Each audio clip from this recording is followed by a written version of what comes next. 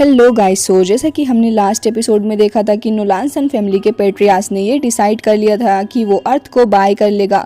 वो Luo Feng के पास भी आ जाता है और उसको कहता है कि मैं तुम्हें काफ़ी सारे पैसे दूंगा, लेकिन उसके बदले में तुम अर्थ को मुझे सेल कर दो। फिलहाल तो इस एपिसोड की स्टार्ट होती है एंड हम देखते हैं लुओ फेंग को, जिसने मना कर दिया था और वो कहता है कि मैं किसी भी कीमत पर अर्थ को सेल नहीं करने वाला। लेकिन तभी वो लीडर कहता है कि देखो, मैं तुम्हें 100 बिलियन क्यानवू कॉइन्स दूंगा, उसके बदले में तुम जितने चाहो अर्थ जैसे प्लेनेट खरीद सकते हो। तो भला तुम मेरी बात को क्यों नहीं मान रहे हो? मैं तुम्हें आज ही सारे पैसे सेंड कर दूंगा और उसके बाद फिर तुम्हारे सारे के सारे मेंबर्स अर्थ को छोड़ के चले जाने चाहिए और फिर अर्थ हमारा हो जाएगा। सारे ही लोग लुओ फेंग की शक्ल को देख रहे होते हैं कि अब लुओ फेंग क्या कहने वाला है, लेकिन लुओ फेंग एक बार फिर से यही कह देता है कि मैंने तुमसे कह दिया है कि अर्थ जो है वो कभी भी सेल करने के लिए बना ही नहीं था। जिसके बाद दोनों ही वॉरियर्स को देखते हैं जो कि काफ़ी ज़्यादा प्राउडली वहाँ पे खड़े हुए थे एंड यहाँ पे लीडर को काफ़ी ज़्यादा गुस्सा आता है और वो कहते हैं कि यहाँ पे मैं खड़ा हुआ हूँ और तुम मुझे ऑफेंड करने की कोशिश कर रहे हो, तुम्हें इसके कॉन्सिक्वेंसेस भुगतने पड़ेंगे। जिसके बाद उस दूसरे वाले लीडर को भी देखते हैं जो कि ड्रिंक कर रहे थे। तभी हम देखते हैं कि आसपास मौजूद काफ़ी सारे लोग, वो सारे के सारे काफ़ी ज़्यादा हैरान हो गए थे और सभी लोग सिर्फ यही जानना चाह रहे होते हैं कि अब लुओ फेंग का क्या जवाब होगा। अब यहाँ पे वो लीडर भी खड़ा हुआ था और कह रहा होता है कि तुम मुझे रिजेक्ट कर रहे हो, तुम्हारी हिम्मत भी कैसे हुई मेरे ऑफर को मना करने की। जिसकी वजह से उसने तुरंत ही वहाँ पे पड़ी हुई केटल को उठा लिया था और काफ़ी ज़्यादा गुस्से के साथ में वो उस केटल को तोड़ देता है। जिसके बाद लुओ फेंग को देखते हैं जो कि काफ़ी ज़्यादा अलर्ट हो चुका था, लेकिन यहाँ पे वो लीडर तुरंत ही अटैक कर देता है लुओ फेंग के ऊपर, जिसके वजह से लुओ फेंग काफ़ी ज़्यादा बुरे तरीके से दूर जाके गिरता है। आसपास मौजूद लोग भी उसके ऑरा को देख रहे होते हैं। फिलहाल हम देखते हैं कि सेकंड लीडर के पास से कुछ वॉरियर आगे जा रहे होते हैं, लेकिन वो अपने हाथ का इशारा करते हुए उसको रोक देते हैं एंड हम देखते हैं कि बाकी सारे लोग भी कह रहे थे कि वाकई में इसे गुस्सा दिलाना नहीं चाहिए था इस नोलान सन फैमिली के लीडर को। लेकिन लुओ फेंग एक बार फिर से खड़ा हो जाता है और साथ साथ उसके दोनों ब्रदर्स भी। जिसके बाद लुओ फेंग कहता है कि तुम्हें क्या लगता है कि तुम ये सब कुछ करके हमें डरा लोगे? मेरा नाम लुओ फेंग है एंड मैं तुम्हें बता दूं कि मैं तुमसे बिल्कुल भी नहीं डरता। ये सारी बातें सुनने के बाद वहाँ पे लीडर कहता है कि अच्छा, तो लुओ फेंग मैं तुम्हें बता दूं कि तुम अभी अभी अपने स्टेलर लेवल के 4th लेवल पे आए हो। उसके बावजूद मुझे समझ नहीं आता कि आखिर तुम इतना ज़्यादा एरोगेंट कैसे हो सकते हो। तुम्हारे सामने मैं खड़ा हूँ, क्या तुम्हें मेरी पावर का अंदाज़ा है? और अगर नहीं है तो फिर तुम मुझे एक बार बताओ, मैं तुम्हें बता दूंगा कि आखिर मैं कितना ज़्यादा स्ट्रॉन्ग हूँ एंड मैं क्या क्या कर सकता हूँ तुम्हारे साथ में। जिसके बाद हम देखते हैं कि उसे काफ़ी ज़्यादा गुस्सा आ गया था और तुरंत ही वॉरियर के ऊपर अटैक करने जा रहा होता है अपने पंच से। अब ये पंच काफ़ी ज़्यादा हार्ड पड़ जाता है वॉरियर ली शेन को एंड हम देखते हैं कि यहाँ पे वॉरियर ली शेन की हालत काफ़ी ज़्यादा ख़राब हो चुकी थी। जैसे ही प्रेशर बढ़ता है वो काफ़ी ज़्यादा दूर जाके गिरते हैं एंड यहाँ पे होंग भी तुरंत ही आगे आ जाते हैं अब यहाँ पे लीडर के ऊपर अटैक करने के लिए। उनका फर्स्ट अटैक एकदम ही बेकार हो जाता है, लेकिन हम देखते हैं कि कैसे तो करके लगातार वो लीडर बचता जा रहा होता है एंड उसकी फाइटिंग को देख के लग रहा था कि उसकी फाइटिंग के अंदर कोई फ्लो ही नहीं है जिसकी वजह से उसको मारा जा सके या फिर किसी तरीके से उसे रोका जाए। उसने उनकी हालत ख़राब कर दी होती है। जिसके बाद हम देखते हैं उसी लड़के को एंड उस लड़की को भी जो कि खड़े हुए थे और कहते हैं कि ये वाकई में काफ़ी ज़्यादा हाई लेवल के वॉरियर हैं और इनके साथ में डील करना इन तीनों के लिए बहुत ही ज़्यादा मुश्किल भरा होने वाला है। ये फाइट इतनी ज़्यादा अगेंस्ट जा सकती है इन लोगों की कि हो सकता है कि इनकी जान ही चली जाए। फिलहाल उसी वॉरियर को देखते हैं जो कि इन्हें बहुत ही बुरे तरीके से उठा के फेंक रहा होता है और उसे देख के लग रहा था कि इनको मारना कोई बड़ी बात नहीं होने वाली है।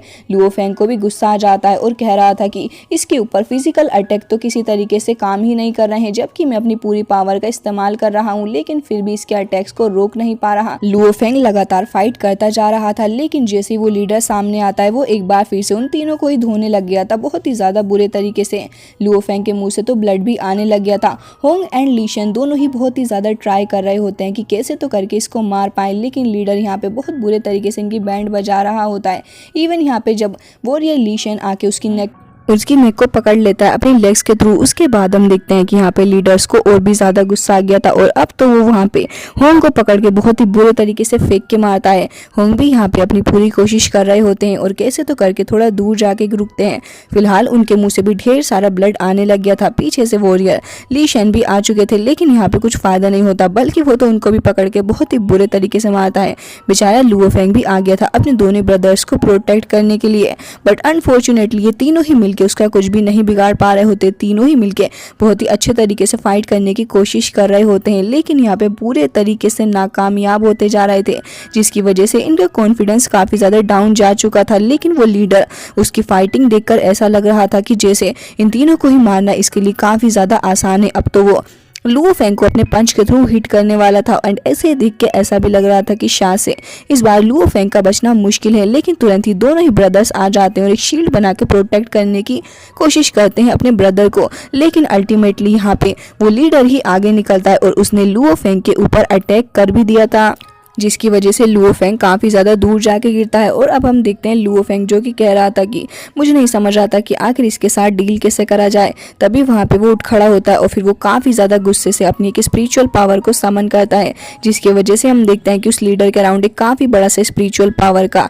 एक सर्कल बन गया था, जिसके अराउंड काफ़ी सारी स्पिरिचुअल ऑरा भी था। तभी वहाँ पे दोनों ही वॉरियर्स उसको रोकने की कोशिश कर रहे होते हैं। इवन यहाँ पे उनके फेस के एक्सप्रेशन से लग रहा था कि वो कितने ज़्यादा रेसिस्ट करने की कोशिश कर रहे हैं, लेकिन यहाँ पर कोई भी फायदा होता हुआ नहीं नजर आ रहा था। बल्कि इस बार तो दोनों ही वॉरियर्स अपने पैरों पर बैठ जाते हैं। उन्होंने घुटने टेक दिए थे और साथ साथ लुओ फेंग भी, लेकिन तीनों ही हार मानने को तैयार नहीं थे और उन्हें देखकर लग रहा होता है कि शायद से अब ये तीनों ही हार मानने वाले हैं। फिलहाल इनकी हालत बहुत ज़्यादा ख़राब हो चुकी थी एंड यहाँ पे वो लीडर भी आगे बढ़ रहा होता है, जिसके बाद उन दोनों ही लोगों को देखते हैं जो कि खड़े थे एंड कह रहे होते हैं कि अब इनका बचना बहुत ही ज़्यादा मुश्किल लग रहा है। इनके पास में इतनी स्किल नहीं है कि ये इसके साथ डील कर सकें, क्योंकि ये तीनों ही मिलकर इसकी स्ट्रेंथ का मुकाबला नहीं कर सकते। तभी हम देखते हैं सेकेंड वाले लीडर को, जो कि तुरंत ही वहाँ पे आदेश दे देता है अपने एक बंदे को, जिसके बाद हम देखते हैं कि वहाँ पे वार्निंग अलर्ट जारी हो जाता है कि इस जगह पे फाइट करना मना है एंड यहाँ पे आप किसी भी तरीके से फाइट नहीं कर सकते और ना ही लोगों को किल कर सकते हैं।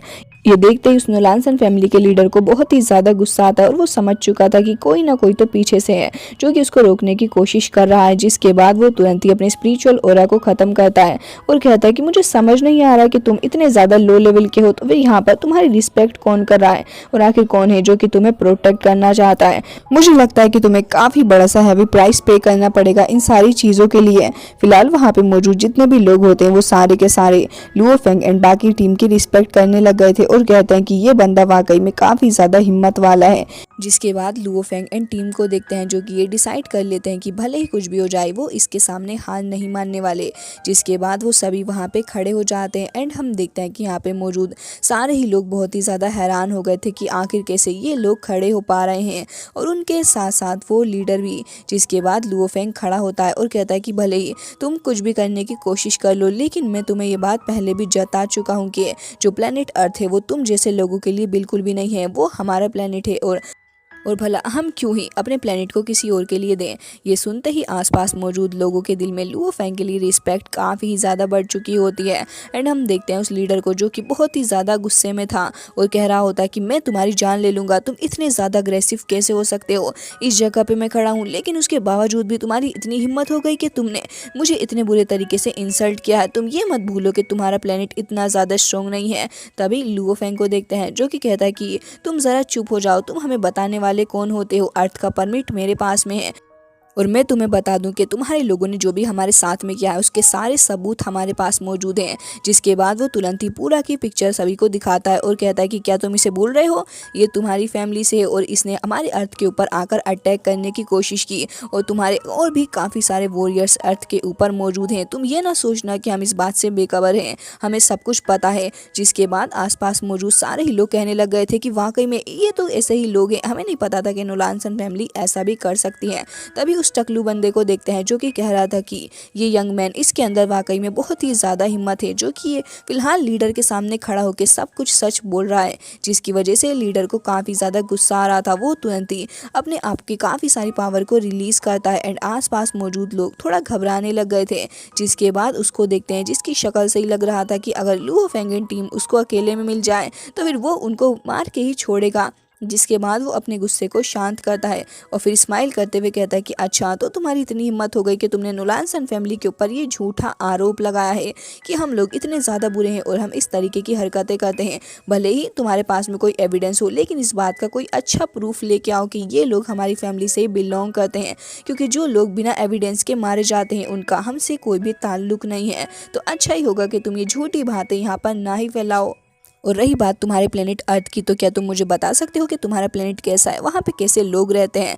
मुझे अच्छे से पता है कि अर्थ के ऊपर कितना ज़्यादा खास चीज़ें मौजूद है एंड उसे बचाने के लिए तुम लोग किसी भी हद तक जा सकते हो, लेकिन ज़रा ये तो सोचो कि तुम कितने अच्छे ऑफर को मना कर रहे हो। मैंने तुम्हें ये ऑफर दिया कि मैं तुम्हें 100 बिलियन कैन कॉइन दूंगा, लेकिन उसके बावजूद भी तुमने मना कर दिया। ये डील तुम्हारे लिए काफ़ी ज़्यादा लॉस वाली हुई, लेकिन लुओ फैंग एंड टीम को बिल्कुल भी फ़र्क नहीं पड़ रहा होता। एंड यहाँ पे वो दोनों पर्सन भी कहते हैं कि वाकई में ये पर्सन बहुत ही ज़्यादा ब्रेव है। तभी होंग कहते हैं कि लुओ फैंग, मुझे लगता है कि सब कुछ हमारा टेस्ट है, और रही बात इस अर्थ को सेल करने की, तो मुझे नहीं लगता कि हमें ये फालतू की बातें यहाँ पे करनी चाहिए। चलो यहाँ से निकलते हैं। और ये कहते ही वो तीनों के तीनों वहाँ से गायब हो जाते हैं।